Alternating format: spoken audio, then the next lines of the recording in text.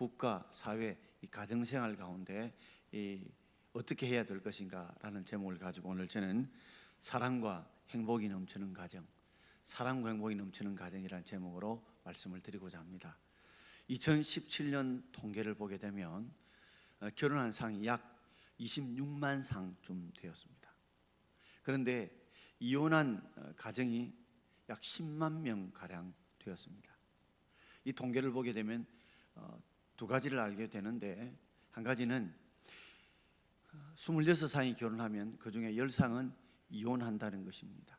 그런데 이혼의 확률 중에서 가장 많았던 30.3%를 차지하는 그 세대가 어떤 세대냐면 20년 이상 동안 살다가 이혼한 항혼의 이혼이 이혼율 중에 가장 컸다는 것입니다.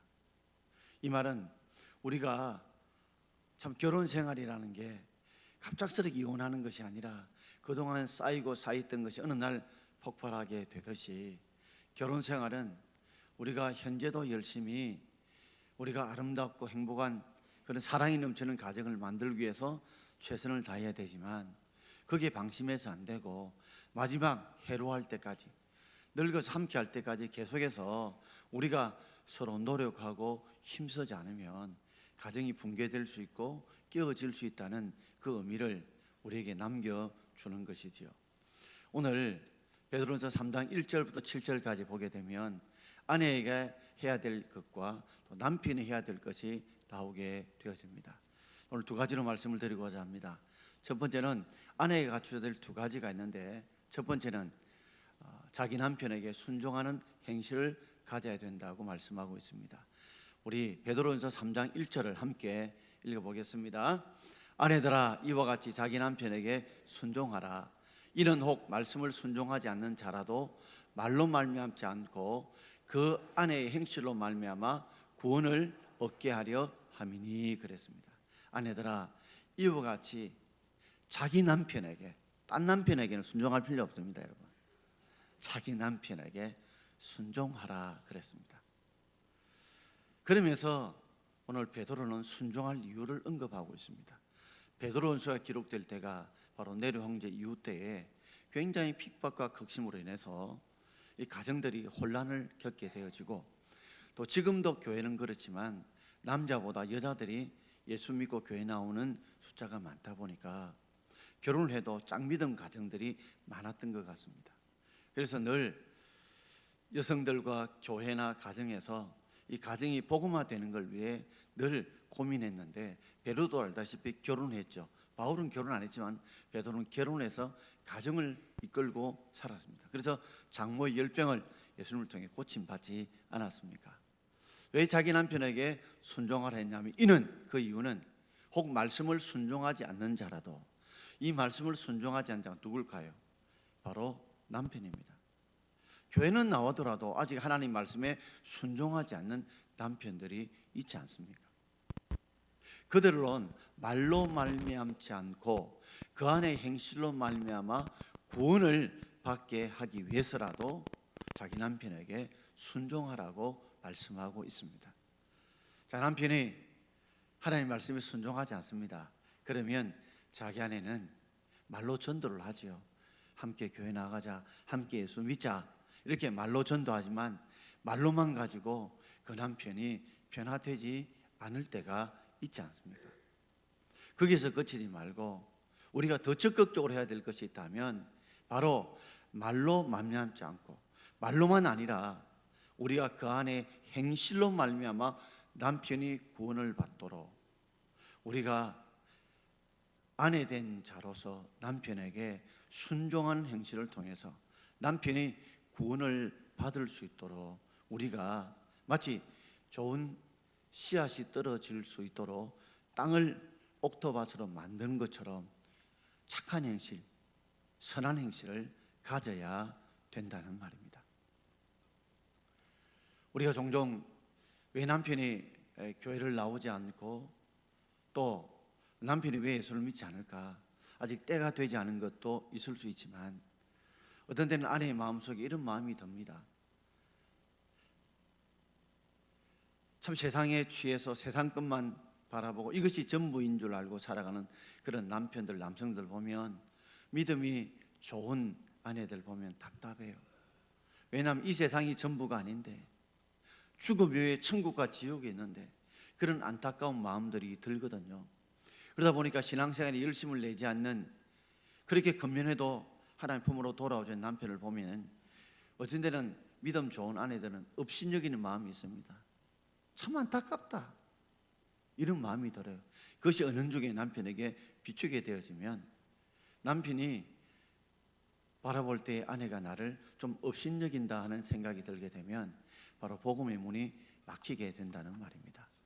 그렇기 때문에 우리 남편을 향해서 아내들은 그 남편의 구원을 위해서라도 우리가 선한 행실인 자기 남편에게 순종하는 삶을 살아갈 수 있기를 바랍니다.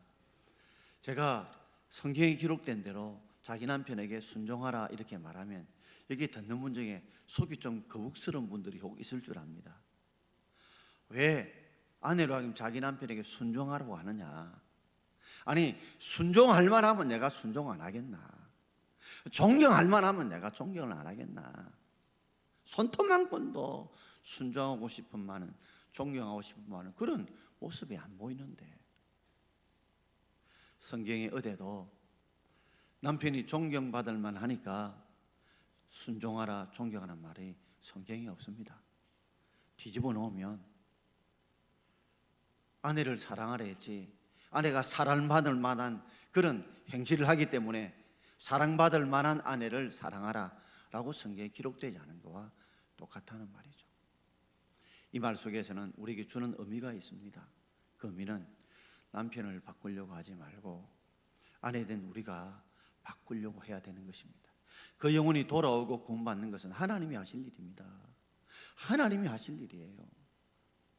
그러므로 내가 무엇을 하려고 하기보다는 우리 아내가 남편을 바꾸려고 하는 그 힘을 내가 바꾸려고, 남편이 변화되지 않는 게 속상한 것이 아니라 내가 더 변화되지 않은 것이 속상하다는 마음을 가지고 내가 변화되려고 했을 때에 우리 남편을 하나님께서 변화시켜서 주의 품으로 돌아오도록, 주의 말씀에 순종할 수 있도록 은혜와 역사를 베풀어 주실 줄 믿습니다.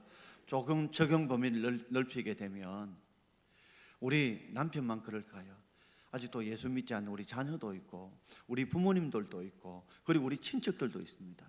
그분들을 향해서도 우리가 말로만 전도할 뿐 아니라 우리의 삶 속에서 선한 행실을 통해서 그들에게 감동을 주고 예수 믿는 사람들이 변화를 그들에게 보여주므로 그는 우리의 변화를 통해서 나도 예수 믿어볼까, 나도 교회 한번 나가볼까, 그런 마음을 갖도록 할 때 하나님이 그 마음속에 역사하여 구원의 역사를 이루어갈 수 있기를 주의 이름으로 축원합니다. 자, 그러면서 우리로 하여금 구원을 받게 하는 행실에 대해서 2절에는 한 번 더 이렇게 언급하고 있습니다. 자, 2절 말씀을 함께 읽겠습니다. 너희의 두려워하며 정결한 행위를 봄이라. 누가 본다는 거죠? 남편이 보는 겁니다. 남편이 그냥 보는데 헐깃 보는 것이 아니라 유의하여 그리고 주목하여 보는 것입니다. 아내이 뭘 본다고요? 두려워하는 행위, 정결한 행위를 본다는 거죠. 이 두려워하는 행위는 바로 남편을 두려워하는 행위보다는 하나님을 두려워하는 행위를 봅니다. 제가 하나님을 믿는다면서도 하는 행동과 말을 보니까 하나님이 죽은 것처럼 말하고 행동하는 그런 모습이 아니라 하나님이 눈에 보이지 않지만 오늘도 살아계셔서 은밀한 가운데 있는 걸 다 보고 계시고 그리고 듣고 계시고 알고 계신다는 알고 날마다 말과 행동을 하면서도 하나님을 두려워하는 마음으로 행동하는 그 두려움을 지켜보는 겁니다. 하나님 믿는다고 하더니 보니까 말하는 거, 행동하는 거, 결정하는 거, 선택하는 거 보니까 하나님 안 믿는 자하고 다를 바가 없네. 당신이 정말 하나님이 살아계시다면 이렇게 말을 하고 이렇게 행동하고 이렇게 할 수 있어? 이런 남편에게 말을 듣지 않도록 날마다 하나님이 두려워하는 그런 행위를 가질 수 있기를 바랍니다. 또한 정결한 행위, 하나님 앞에 신앙적으로 깨끗하고 순결한 그런 신앙적인 도덕적인 행위를 가져야 된다는 거죠. 그러니 자기 남편을 우리가 전도하기 위해서는 우리 신앙적으로 하나님을 두려워하는 그 신앙성과 우리의 삶에 정결함을 가질 수 있는 그런 정결성, 도덕성을 가질 수 있는 저와 여러분 되기를 주의 이름으로 축원드립니다. 그렇다면 우리가 이렇게 하나님 앞에 순종하는 행위를 하고 우리 하나님을 두려워하고 정결한 행위를 갖기 위해서 우리가 아내가 바뀌어야 되는데, 우리가 바뀌어야 되는데, 두 번째로 그렇다면 어떻게 우리가 바뀌어야 될까요? 어떻게 아내는 자신을 바꿀까요? 자기의 속 사람을 단정하는 것으로 바꾸어 가야 합니다. 우리 3절과 4절 말씀을 함께 읽어보겠습니다. 너희 단장은 머리를 꾸미고 금을 차고 아름다운 옷을 입는 외모로 하지 말고 오직 마음에 숨은 사람을 온유하고 안정한 심령에 섞지 않을 것으로 하라. 이는 하나님 앞에 값진 것이니라. 아멘. 너희의 단장, 꾸미는 것이죠. 영어로 보면 메이크업 또는 드레스업, 화장을 하는 거나 옷을 꾸미는 거, 이게 다 단장이죠. 단장을 하는데 그 단장안을 보면 머리를 꾸미죠. 여기 오늘 오신 분도 보니까 다 머리 꾸미고 오셨네요. 머리를 꾸미고 그 다음에 금을 찼다. 이 말은 목걸이하고 그다음에 귀걸이하고 뭐 팔찌하고 장신구를 했다는 말이죠. 왜요? 이뻐 보이려고. 그리고 아름다운 옷을 입었어요.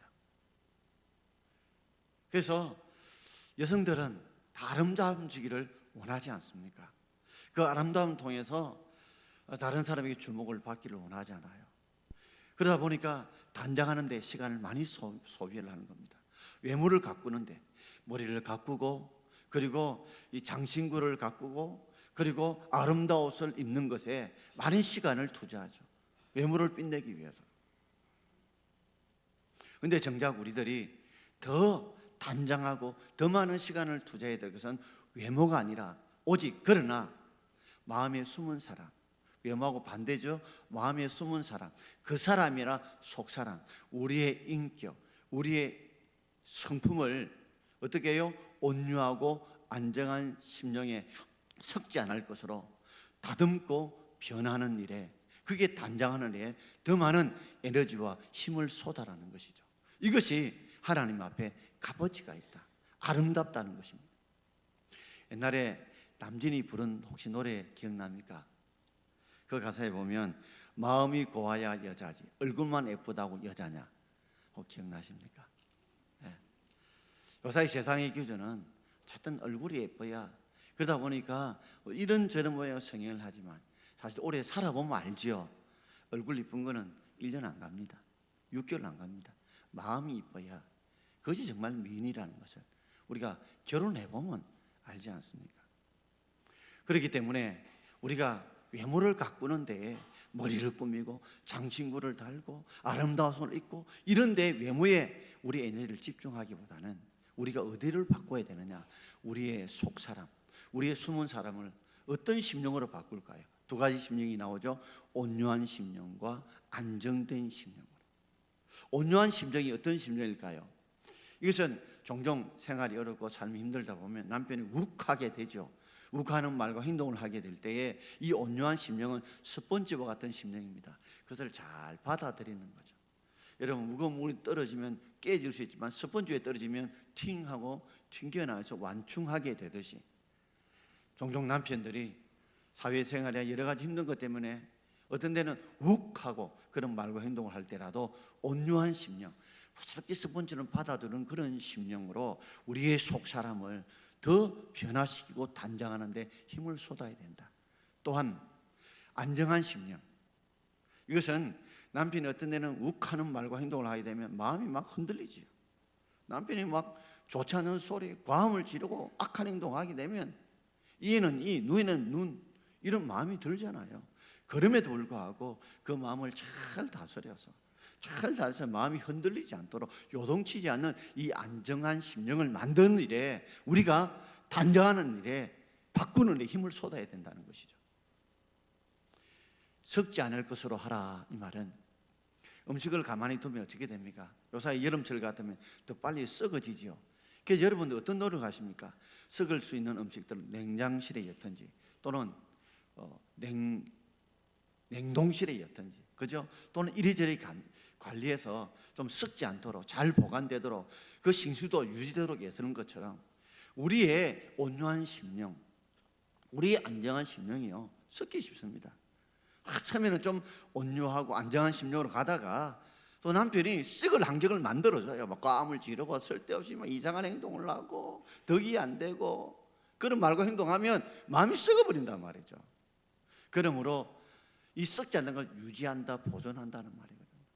날마다 그럼에도 불구하고 외부 환경과 조건이 그럴지라도 우리는 외모를 가꾸는 그 시간을 오히려 우리의 속사람을 가꾸는 일에, 즉 안정된 심령, 온유한 심령을 가꾸는 일에, 계속 지속시키는 일에 우리가 힘을 쏟을 수 있는 여러분 되기를 바랍니다. 그러면 이는 아름다운, 하나님 앞에서 값진 것이라, 아름다운 것이라, 값어치 있다는 거죠. 왜냐하면 외모를 가꾸는 것도 값어치 있습니다만은, 그러나 속사람을 가꾸게 되면 결국 남편이 구원받고 돌아오고 자녀가 변화되고 내 삶이 변화되는 이 값진 일, 값어치 있는 일, 하나님의 역사가 나타나는 그런 일이 일어나게 될 줄 믿습니다. 보통 이런 말이 있잖아요. 여자가 처음에는 화장하다가 분장하다가 변장하다가 포장하다가 위장하다가 그 다음에 환장하다가 끝장난다, 이런 말이 있지 않습니까?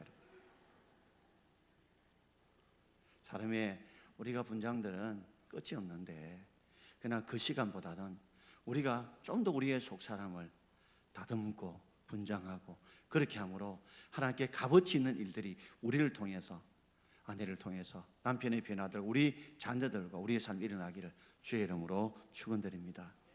자, 그러면서 한 샘플을 이야기하고 있어요. 5절 6절 말씀을 우리 함께 읽어보겠습니다. 전에 하나님께 소망을 두었던 거룩한 부녀들도 이와 같이 자기 남편에게 순종함으로 자기를 단장하였나니, 사라가 아브라함을 주라 칭하여 순종한 것 같이 너희는 선을 행하고 아무 두려운 일에도 놀라지 아니하면 그의 딸이 된 것이니라. 아멘. 전에 하나님께 소망을 두었던 거룩한 부녀들, 즉 이 사람들이 마음의 단장, 마음에 숨은 사람인 이 속사람을 단장하려고 애썼던 사람들, 그 사람들은 하나님께 소망을 두었던 사람이죠. 세상은 내 뜻대로 되지 않고 힘들고 어렵더라도 반드시 하나님을 바라보고 하나님을 의지하면 하나님께 도와주실 것이다, 하나님이 합력의 선을 이룰 것이라고 하나님께 소망을 두었던 거룩한 부녀들은 바로 하나님께 소망을 두는 그 속사람을 단정함으로 자기 남편에게 순종함으로 자기를 단장했다.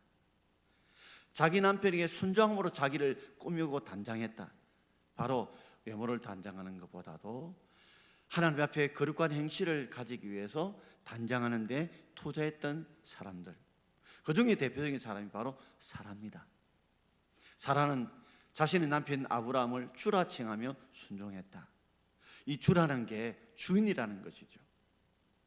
주인으로 마치 섬기듯이 그렇게 순종함으로 자기 남편에게 순종했다는 거죠. 자, 그 다음 말씀이 나옵니다. 너희는 선을 행하고 아무 두려운 일에도 놀라지 아니하면 그의 딸이 된 것이니라. 이 사라가 자기 남편에게 선을 행했습니다. 그런데 아무 두려운 일에도 놀라지 않았다. 이 말이 뭘까요? 아브라함이 늘 좋은 일만 했을까요? 아내에게 늘 사랑만 베풀을까요? 아브라함도 아주 못된 짓을 했지 않았습니까? 그가 아브라함 때에 아이를 낳지 못한다니까 첩인 하갈을 들여가지고 이스마엘을 낳지 않았습니까? 그래서 아내인 이 사레의 마음을 얼마나 아프게 했습니까? 그것 때문에 사레가 받은 충격과 고통이 얼마나 컸습니까? 가정이 깨어지고 가정이 분열되어지고 불화가 일어나고, 그럼에도 불구하고 그런 아무 두려운 일에 두려움 때문에 분란이 일어날 수 있음에도 불구하고 놀라지 아니했다. 그 마음을 안정된 심령, 온유한 심령으로 자신을 다듬어서 가정을 지켰다는 거예요.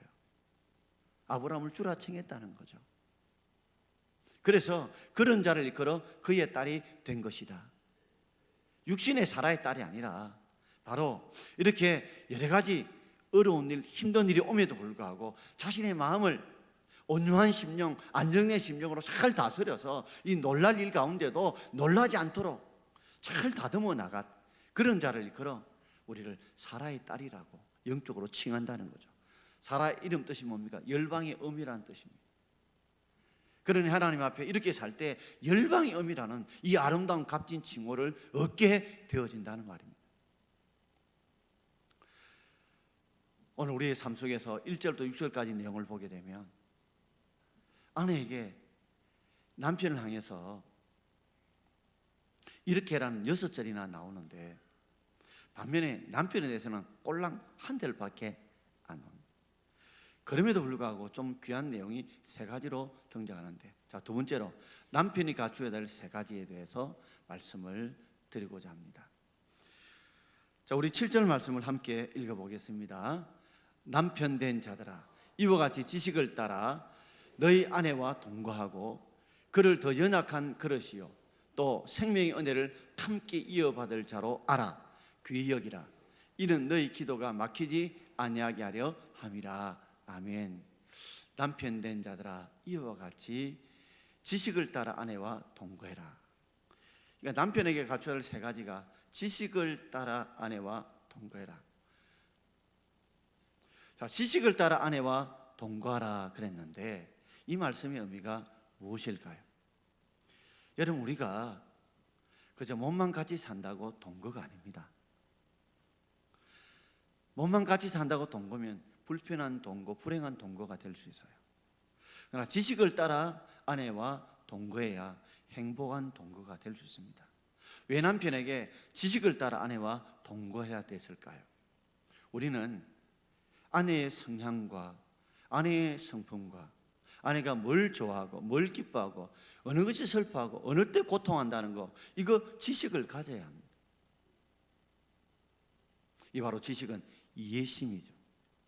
이해심입니다.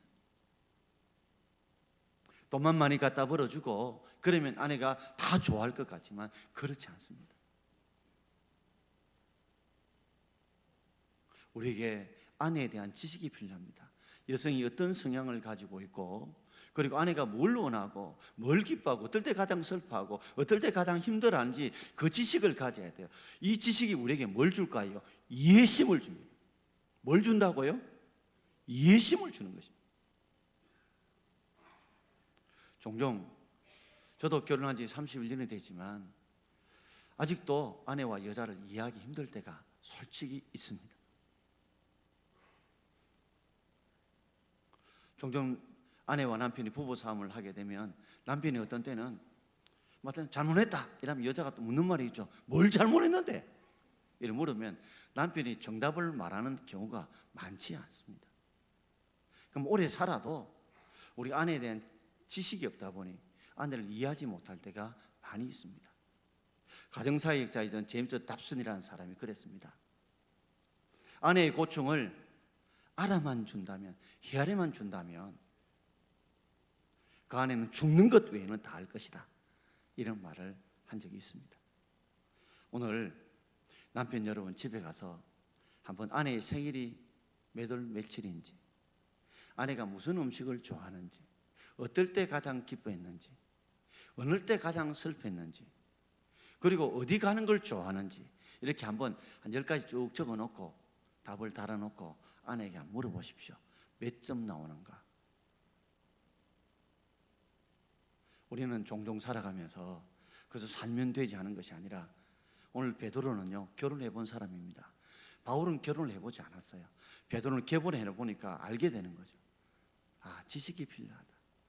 그래서 그 이유는 바로 아내를 이해해야 되고, 이해해야 그 동거가 행복한 동거, 화목한 동거가 될 수 있다는 말입니다. 그러므로 우리 성도 여러분, 우리 남성 여러분, 좀 결혼하기 전에 또 결혼하고 난 이후에도 여성이 어떤 존재라는 책들도 좀 많이 읽으셔서 지식을 좀 많이 가짐으로 행복한 동거를 만들어가는 여러분 되기를 주의 이름으로 축원합니다. 그러면 실제로 두 번째 또 남편이 갖춰야 될 것이 무엇이냐 하면, 아내는 더 연약한 그릇이다. 아내는 뭐라고요? 더 연약한 그릇이다. 여러분, 남편도 연약한 그릇이지만 여자는 더 연약한 그릇입니다.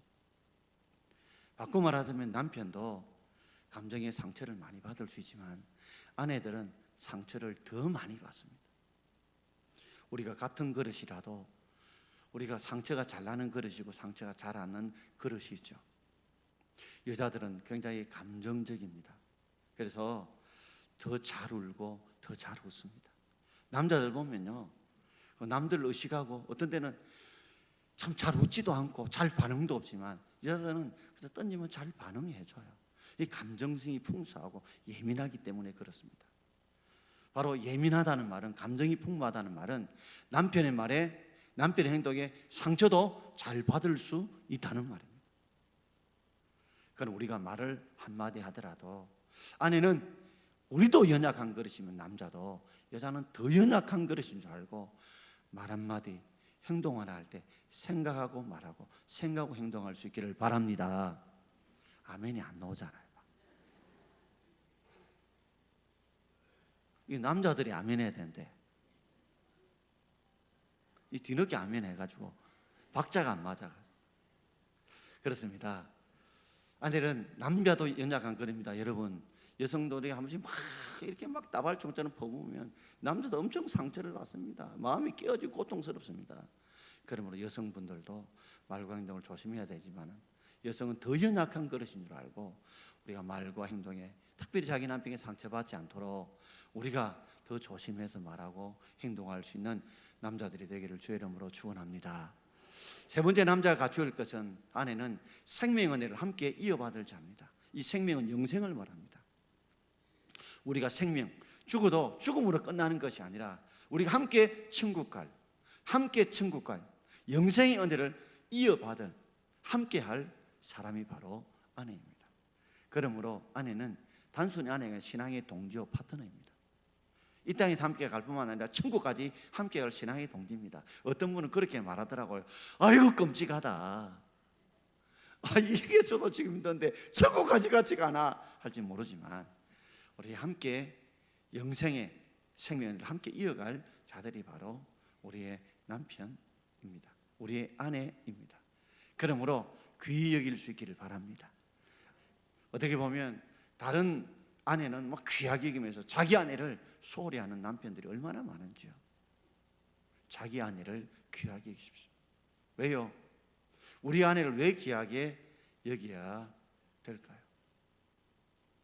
바로 우리 아내는 우리보다 더 연약한 그릇이고 생명의 은혜를 함께 우리가 받아야 될 아내이고, 그렇기 때문에 우리가 더 아내를 귀히 여길 수 있는 여러분 되길 바랍니다.